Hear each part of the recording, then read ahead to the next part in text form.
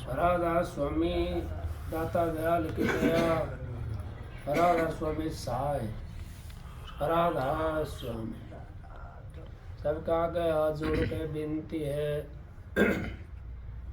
जितनी देर सत्संग हो वाणी हो उतनी देर आप शांति से सुनते रहें।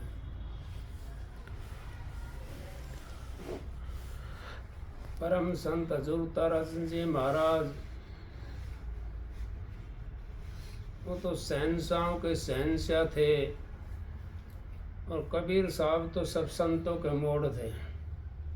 कबीर साहब ने बहुत बाणियाँ रची हैं।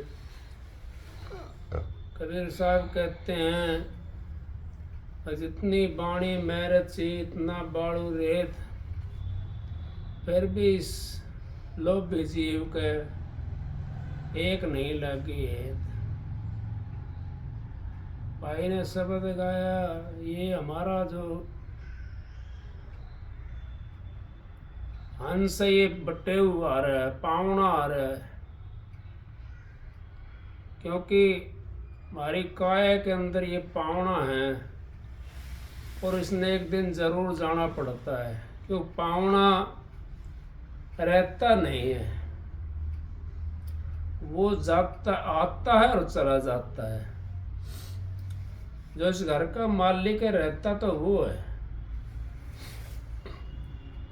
जो इस घर के अंदर पहुंच गया रहता वो है। तो संत महात्मा हमारे को शिक्षा यही देते हैं, अगर भाई तुम अपने घर जाने की कोशिश करो, ये तुम्हारा घर नहीं है, ये तो माया का देश है,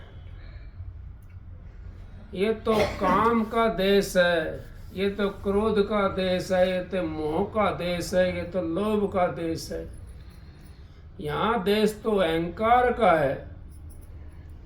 इसके अंदर आप क्या करोगे? इसके अंदर अगर हम रहते हैं और भक्ति नहीं करते तो हमारा फिर जीवन खराब हो जाता है। पहले भाई शब्द गा रहा था, समंदर तो एक है और लहर बहुत तेरी। एक समंदर और लहर कितनी है? कहाँ से उठती है? समंदर के अंदर से ही लहर उठती है और कहाँ समा जाती है? उसी के अंदर समा जाती है।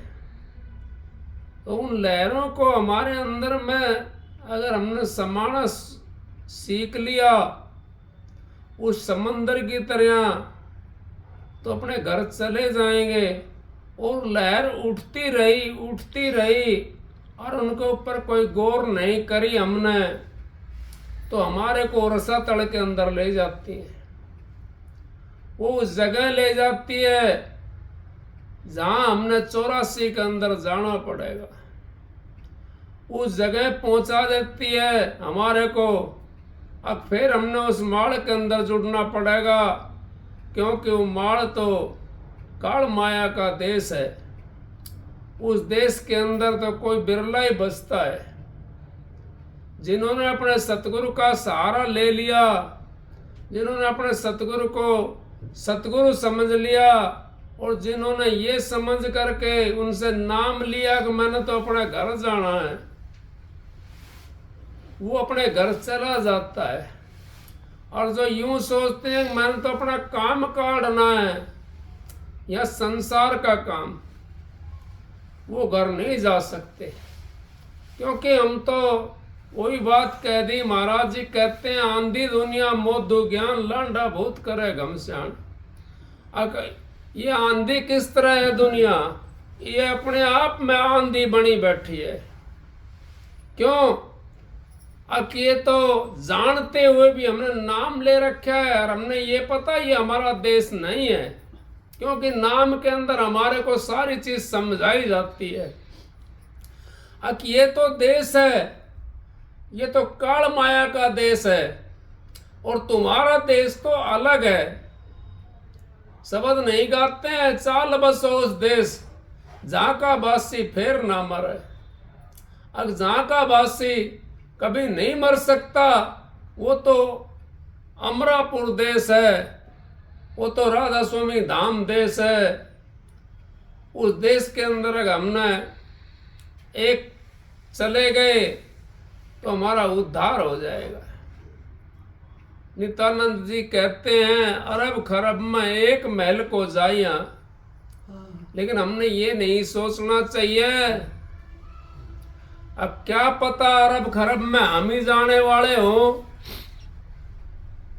हम तो ये सोचते हैं अगर अरब खरब में एक महल को जावेगा हमारा नंबर कहाँ होगा।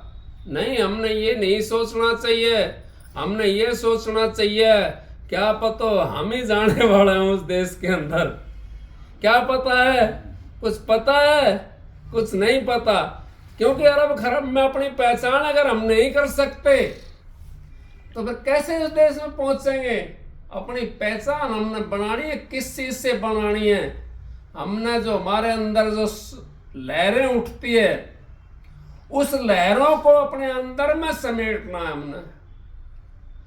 कई बार सत्संग हो गया, लहर के ऊपर तो नहीं होया था, लेकिन कछुए की तरह वो लहरें आती हैं। जैसे कछुआ पैर बाहर निकाल लेता है और जब वो अंदर पैरों को कर लेता है तो उसके ऊपर कोई लठ बजाओ, चाहे उसका कोई और कोई चीज मारो, वो भयवान नहीं रहता। जब तक हमारे अंदर ये लहरें उठती रहेंगी और हमने इनको समाना शुरू नहीं करा, इनके ऊपर अमल नहीं करा, तो हमारे कोई लहर समंदर के अंदर ले जाएंगी और समंदर के अंदर ले जाकर के हमारे को डुबा देंगे। क्योंकि ये तो आते हैं और वापस चली जाती हैं, ये खींच ले जाती हैं समंदर के अंदर वापस। तो इसी तरीके से हमारे को इन लहरों की तरह अगर हमने अपने जीवन को इन लहरों के उस पर छोड़ दिया तो लहरें हमारे को कहाँ ले जाएंगे। लहरें हमारे को उस देश में पहुंचाएंगी नहीं जहाँ पे हम आए हैं। ये तो उस देश में पहुंचाती हैं जहाँ पे 84 का चक्कर चला हुआ है। 84 के चक्कर से हमारे को नाम मिला हुआ है काटने के लिए। उस नाम का सहारा जिसने ले लिया उस किले के अंदर जो समा गया बचेगा तो वो, और जो किले के अंदर नहीं समाया तो कई कबीर साहब कहते हैं अब चलती चक्की देख के भयो कबीर उदास, और दो पाटों के बीच में बाकी रहना कोई। इस तरीका तो है उसका शब्द कबीर साहब का। अगर सब कबीर साहब का शब्द आपको फिर भी समझ में नहीं आए क्यों? अब हमारे चक्की की तरह हम पिसते आ रहे हैं, उस दाने की तरह पिसते आ रहे हैं। चक्की के अंदर दाना पड़ेगा उसकी तरह हम पिसते हुए आ रहे हैं। अब क्या हमारे को मौका मिला हुआ परमात्मा का मिलने का। परमात्मा से जब अगर मिल गए तो हमारा सारा जीवन सुधर जाएगा और हम उस परमात्मा के हो जाएंगे, अपने गुरु के हो जाएंगे। गुरु गोविंद दो खड़े लागू काके पाए, बलिहारी गुरु आपने जो गोविंद दिए मिलाए। अगर बलिहारी तो मैं अपने गुरु के हूँ जिसने मेरे को उस मालिक का रास्ता बता दिया और गोविंद से मिला दिया। मैं तो उसकी बलिहारी हूँ, गोविंद की बलिहारी नहीं हूँ। बलिहारी तो गुरु की हूँ मैं। इस कबीर साहब ने भी शब्द गाया, बलिहारी मैं जाऊं सतगुरु की, मेरा दिया भरमगढ़ तोड़। भरमगढ़ सबका नहीं टूटता, भरमगढ़ उसका टूटता है जो निश्चय हो जाता है। जब तक हमारे अंदर संशय रहेगी, निश्चय नहीं होते तो हमारा भरमगढ़ नहीं टूट सकता।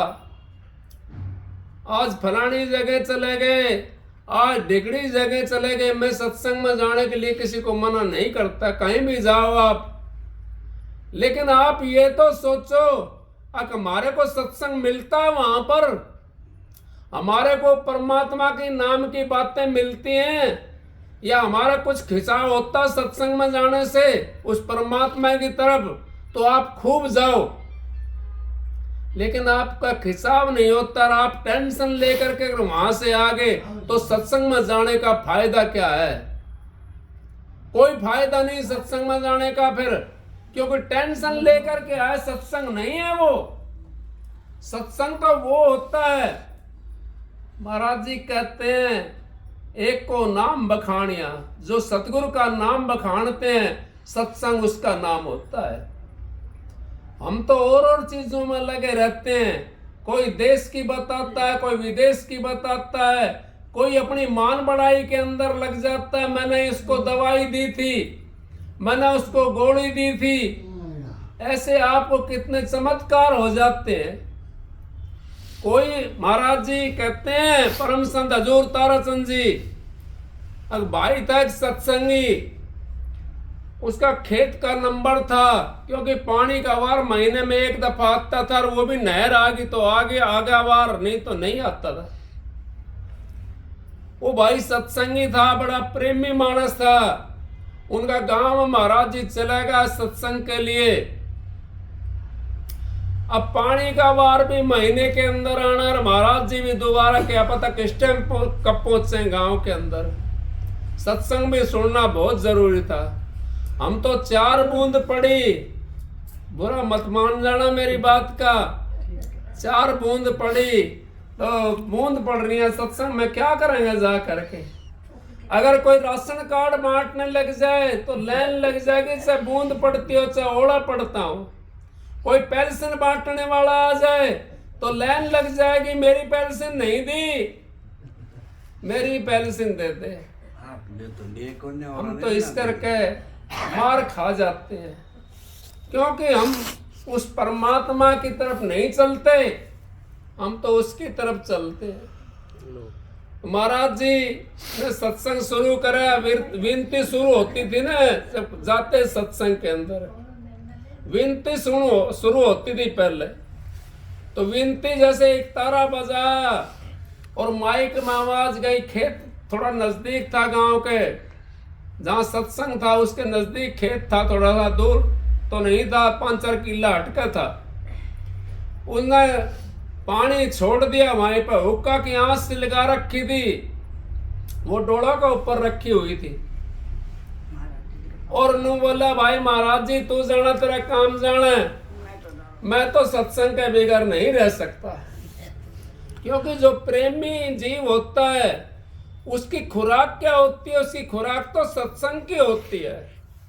सत्संग के बिना हमारे को चैन नहीं पड़ता, और जो प्रेमी नहीं होता वो सत्संग से विमुख रहता है, दूर दूर रहता है, दूर दूर डोलता रहता है। सत्संग के लिए तो कोई बिरला जाता है। वो आकर के बैठ गया वहां पर, थोड़ी देर के बाद में महाराज जी आगे सत्संग देने के लिए। वो नाका तो करिया खेत के अंदर, पानी का वार था ना, इसका नाका करके आ गया। महाराज जी सत्संग में बैठे और उसका पानी फूट गया। पानी फूट गया तो महाराज जी पानी को बंद करने के लिए गए वहां पे। अब वो आंच रखी हुई थी, वो आंच के ऊपर पैर, वो तो दिखाना था ना उन्होंने। संत महात्मा जिससे काम लेना होता है उसको वो चीज दिखा देते हैं, और जिनको काम नहीं लेना होता, आपने देखा होगा कृष्ण ने भी कला दिखाता था और बंद कर देता था, उल्टा पर्दा डाल देता है। अभी आप टेलीविजन में देखते हो, राम भी कला दिखाता, उल्टा पर्दा डाल देता है। क्यों डालता है? उनका मर्यादा है। तो संत महात्मा को मर्यादा होती है, उन्होंने भी उल्टा पर्दा डाल दिया।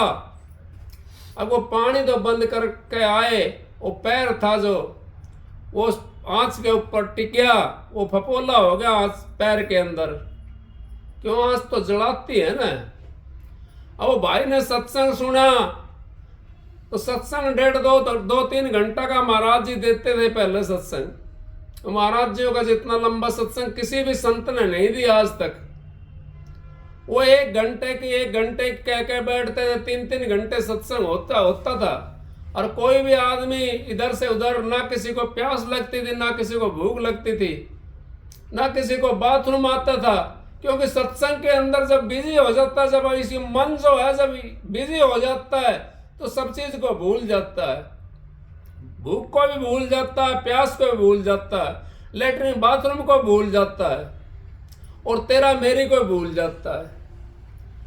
महाराज जी के पास में जब सत्संग समाप्त होया, वो भाई सोचा ले अब तो महाराज जी सत्संग समाप्त होगा, अब अपना नाका न देख लो जा करके, और महाराज जी से आशीर्वाद लिया हूं। वो जैसे कोटा होया, महाराज जी ने पैर थोड़ा सा दिखा दिया उसको, फपोला हो रहा, उसके ध्यान, क्योंकि ध्यान तो गिरना था ना उसको, फपोला हो रहा। महाराज जी से कहना, महाराज जी ये क्या बात हुई? अब भला मानस उस आंच को तो कम से कम ढक्का आता है, नीचे रख देता, तेरा पानी फूट गया था, मैं उस पानी ने बंद करने के लिए गया था।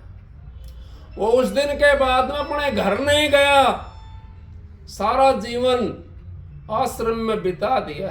महाराज जी आप मेरे लिए आपने ये पैर भी जड़वा लिया, मेरे लिए आप पानी की बड़ाकाए।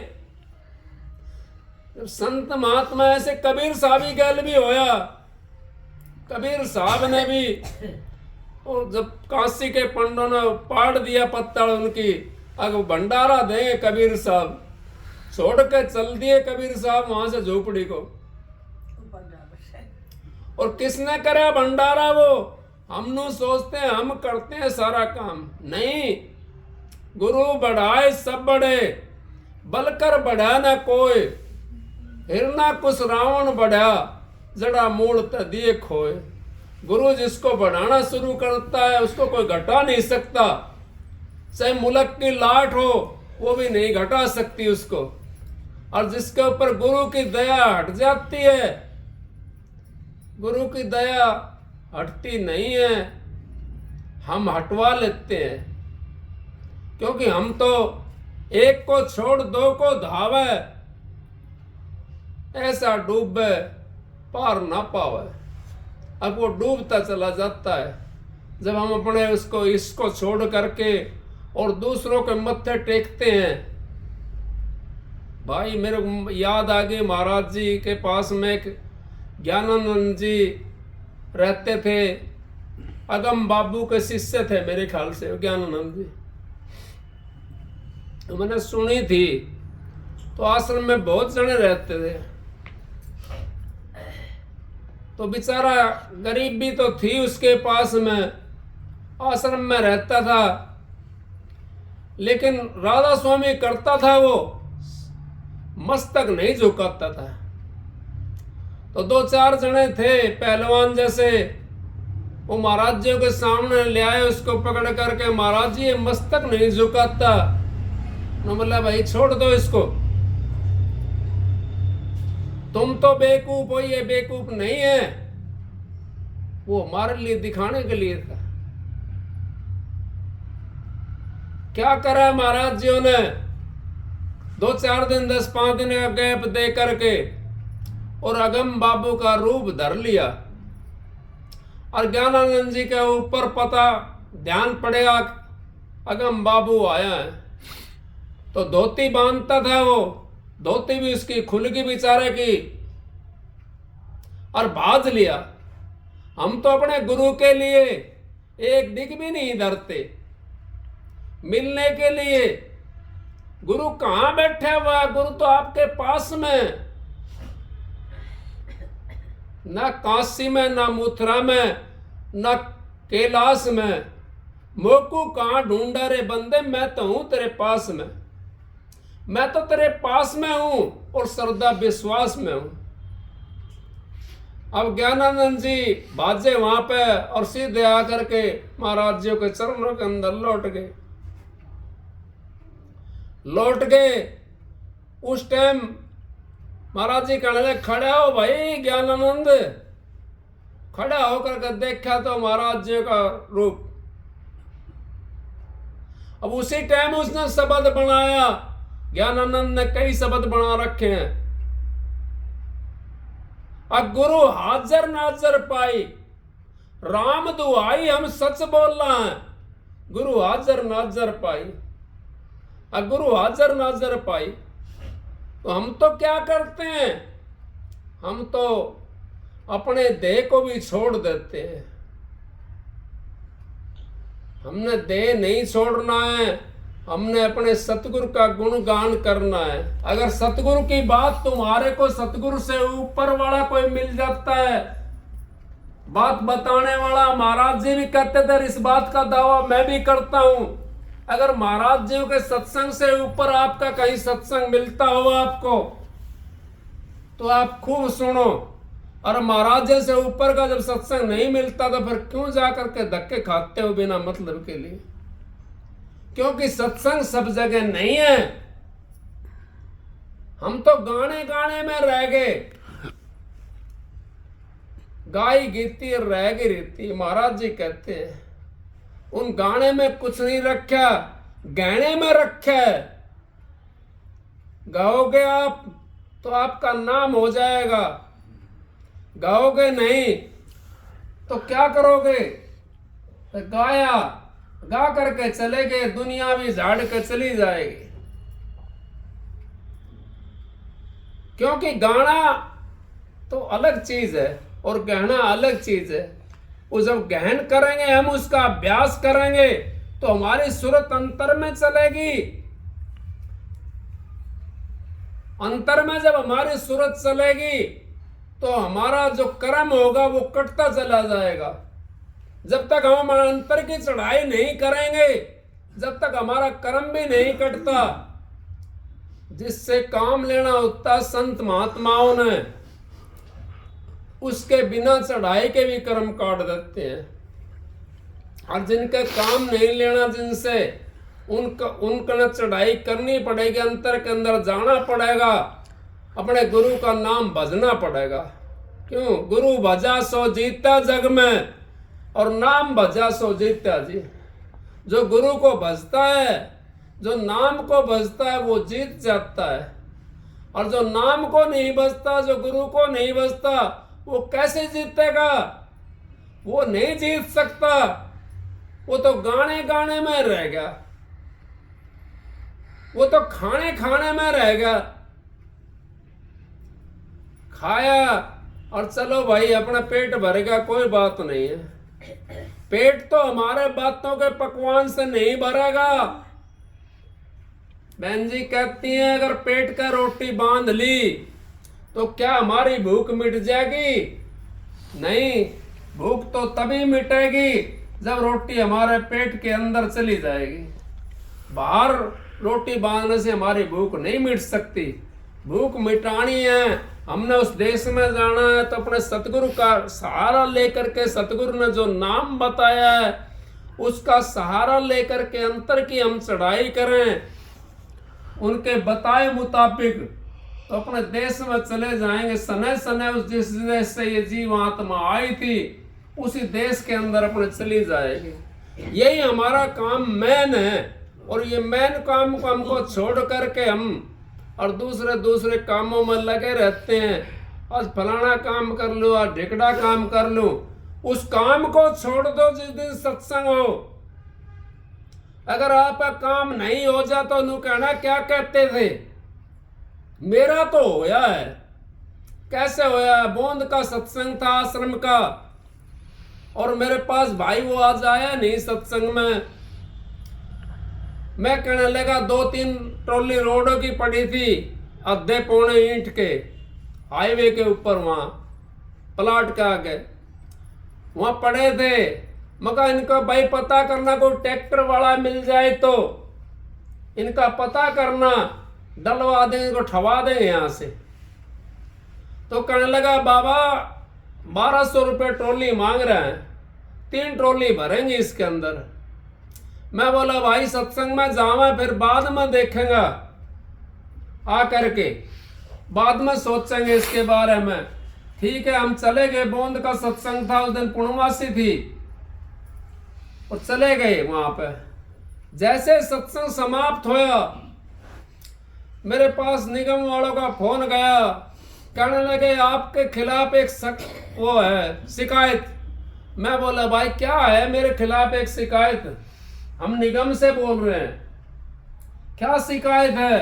अगर आपका प्लाट के सामने, दुकानों के सामने वो पड़ा है मलबा, उसकी शिकायत है। फिर भाई क्या करोगे? नोला जी आप कहो तो हम उठा लें इसको। मैं बोला भाई पैसे लोगे क्या उठाने के? नो बोला ना जी, हमारे अफसर कहते हैं कहीं कोई मलबा पड़ा है उसको वहां से उठवा दो, रोड के आसपास नहीं होना चाहिए मलबा। मैं बोला भाई ठाले जल्दी कर, ऐसी शिकायत तो रोज होनी चाहिए। मैं उनके लिए वहां से प्रसाद लेकर के आया, 5 4 6 जने थे वो, तो 2 ट्रॉली वो गेरी आए थे और 1 ट्रॉली उनकी बाकी रह रही थी। जब मैं पहुंच गया, 2 घंटे लगे ना मेरे को तो पहुंचने में यहाँ तक, तो मैं उनके प्रसाद लेकर के आया, उनको सबको 2-2 केला दी मैंने, और वो भी राजी हो गए। बोले भाई ऐसा भी मिलना चाहिए हमारे। तो कौन कहता काम नहीं करता गुरु? गुरु तो काम करता है, लेकिन गुरु का काम तुम थोड़ा सा करोगे ना तब वो करेगा। तुम डग टेक दो 1 और गुरु टेक देगा 60, और तुम थोड़ा सा कड़ा हो तो गुरु तो फिर बज्जर की लाठ, और फिर गुरु तो फिर बज्जर की लाठ है। तो गुरु की तरफ आप चलोगे तो आपका उद्धार हो जाएगा, आपका काम भी हो जाएगा। हम नहीं कर सकते कुछ भी, वो तो मालिक है, वो शहंशाह है, वो करता है। उसकी अगर आपने उसकी तरफ आप चलोगे तो आपका उद्धार हो जाएगा। नहीं चलोगे तो 84 के अंदर आना पड़ेगा, चाहे मनुष्य चोला लेकर के आना पड़े, चाहे और कोई चोला धारण करके आना पड़े। सत्संग की आधी घड़ी तब के बरस 1000, फिर भी नहीं बराबरी संतन के विचार। आप सबको राधा स्वामी। एक सबक